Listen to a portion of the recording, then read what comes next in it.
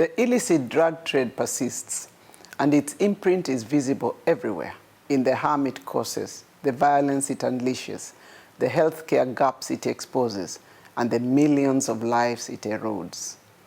In 2024, 331 million people used drugs, 34% more than a decade ago, while 63 million people were suffering from drug use disorders worldwide.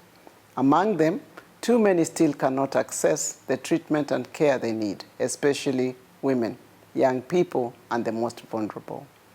And still, the drug market itself is rapidly evolving.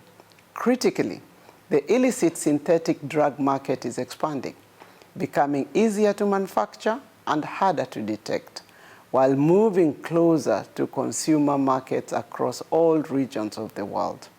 The number of new psychoactive substances on the global market has reached a record high, with some being highly potent and extremely harmful. Organized criminal groups are in turn adapting, shifting away from plant-based opiates towards synthetics with global consequences.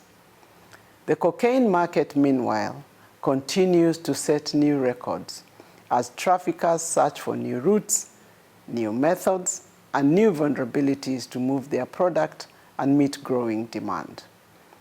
These persistent challenges and the evolving threats require us to rethink and readjust our responses. We must strengthen cooperation by sharing intelligence faster, coordinating joint operations more closely, and pursuing drug traffickers in the digital space. We must use data, science, and technology to anticipate and respond quicker to emerging drug threats. We must invest in alternative livelihoods as well as prevention, treatment, and recovery-oriented harm reduction.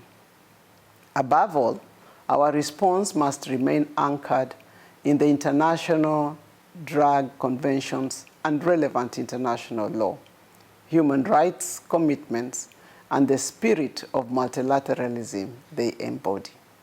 On this International Day, let us confront the world drug problem together, guided by our collective responsibility to build a safer, healthier, and more dignified world for all of humanity.